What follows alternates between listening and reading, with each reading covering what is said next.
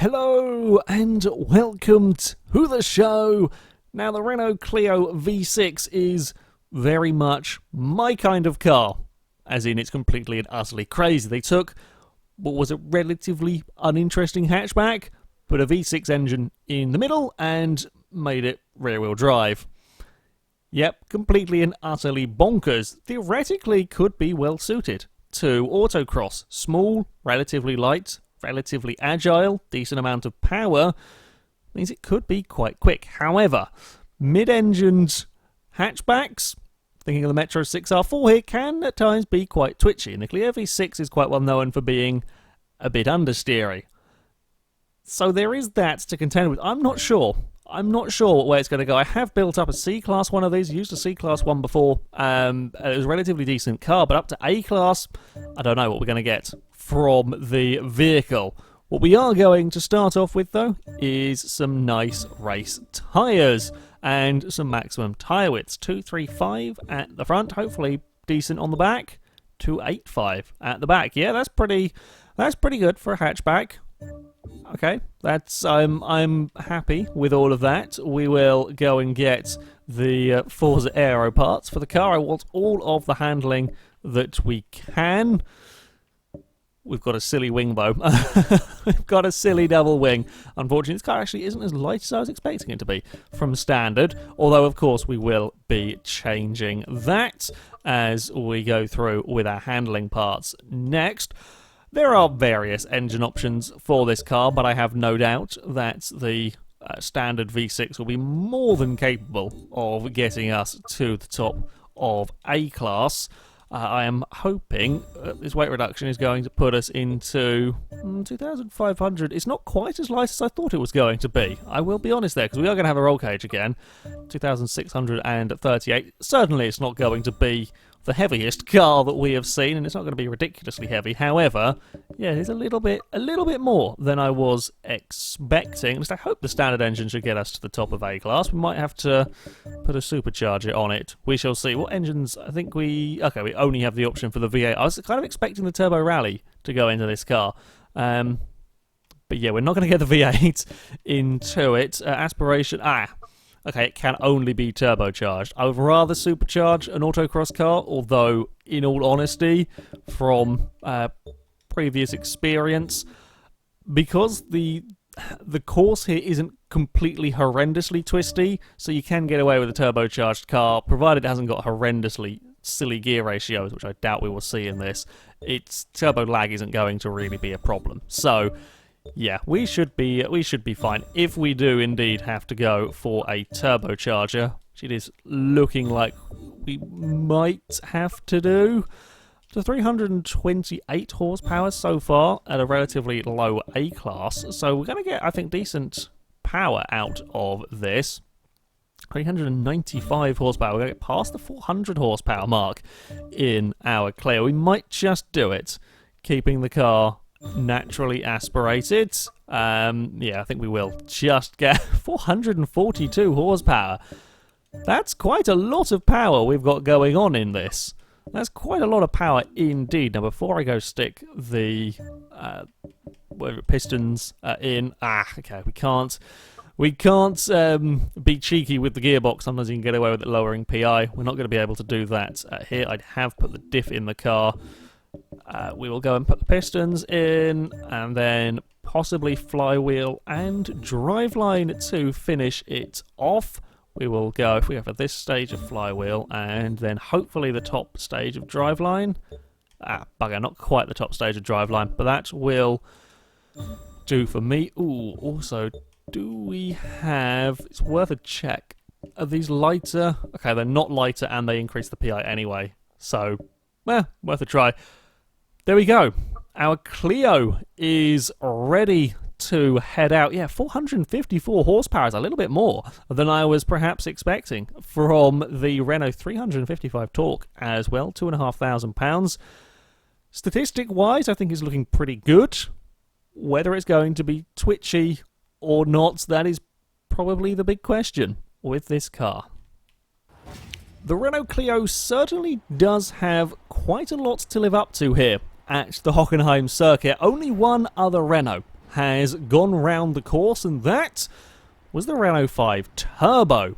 It did a 2:05.2. It currently sits in 4th place on our leaderboard. It held the lead for quite some time. That is a hell of an act for the Clio to try and follow with its 3 runs through the Autocross course. That is a hell of a goal. I think this could potentially go quite quickly.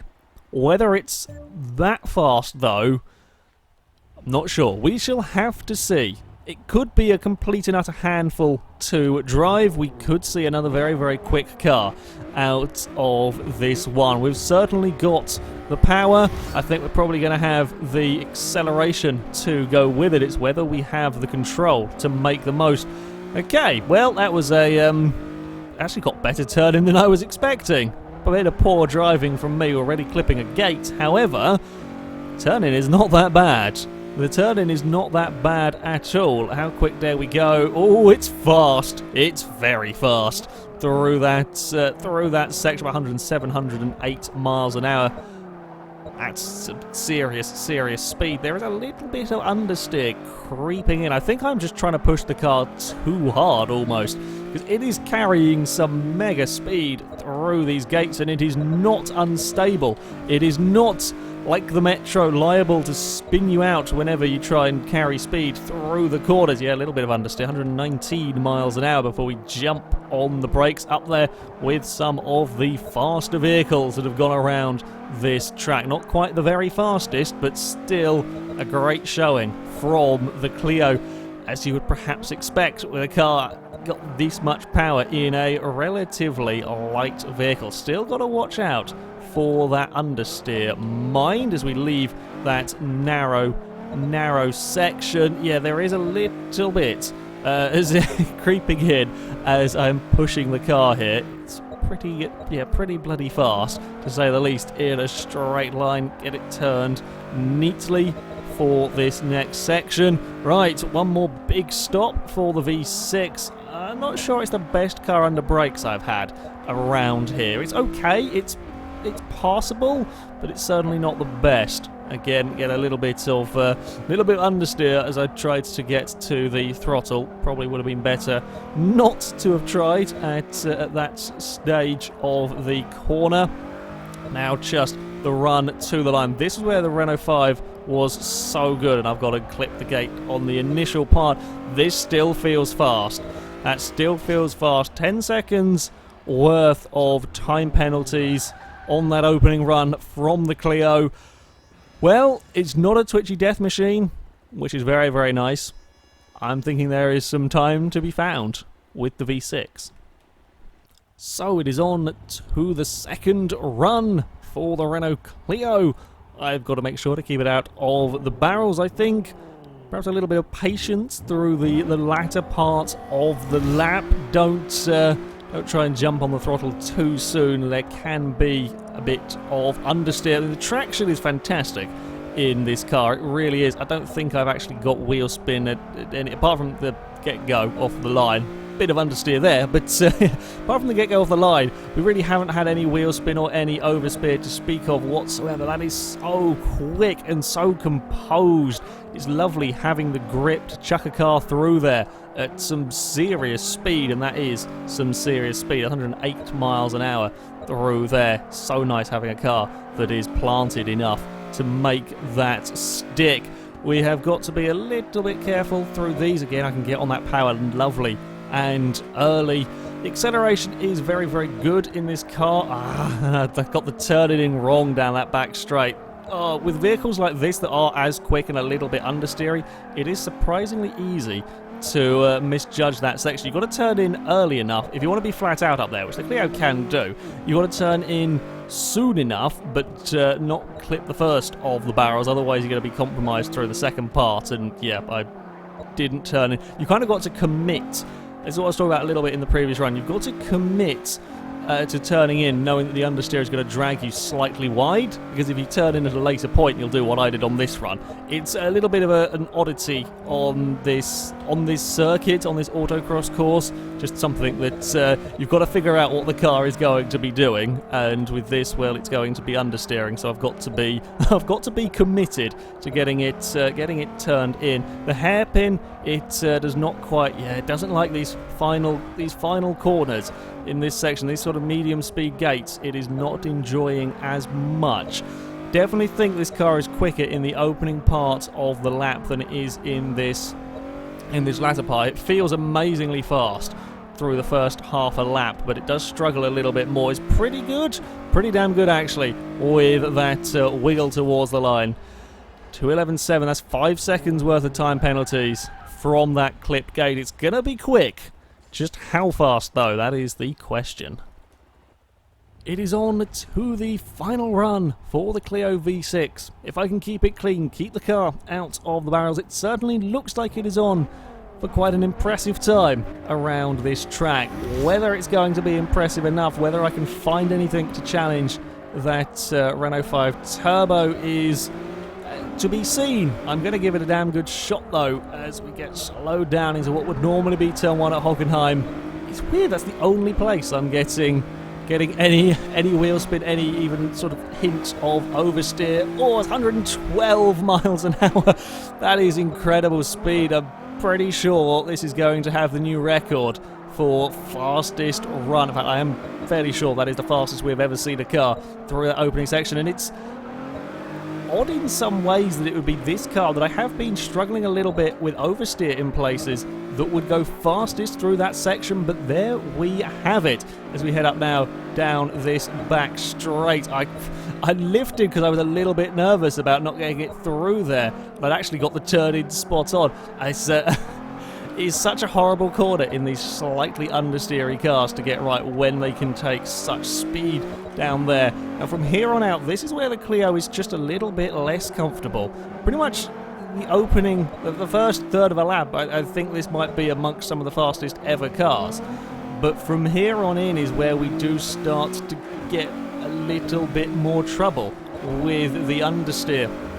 I wonder how quick this car might be if it didn't have so much understeer, but equally, if you change the balance, would we then have the same issue that you get with the Metro? The Metro has incredible turning. It has some of the best turning of any car I think I've ever driven in this series, but the back end doesn't have the grip to cope and it wiggles around all over the place. So if you fiddled around with the Clio, I don't know, I would not want it to be a twitchy vehicle. It does feel a shame though that we get quite as much understeer as we do as we now head towards the finish line. This is the section the Renault 5 was so very, very fast through. The Clio, I don't think, quite as dainty. Still going to be quick. 206.792 from the Renault is a good time. It is so superbly fast through the opening section. Certainly, doing that 112 miles an hour is insane from the Clio there. Just as the lap goes on and on, the understeer just becomes more and more prevalent, and it is just losing that little bit of time over the likes of the Renault 5 Turbo. It's a second and a bit down on that car's time. It's just, I can't carry the speed. It's a shame. It is a real shame because this thing is so close to being a truly incredible vehicle, but that little bit of understeer does kill it.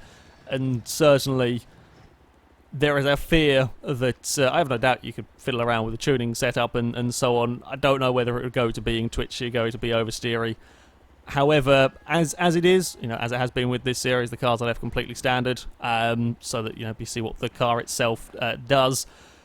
It is just too understeery, which is of the two problems that could have befallen this car, I would take. But little bit of a shame. It feels like there could be so much speed from the Clio. Anyway, its lap time will put the car into 23rd place. Still not a bad position to go.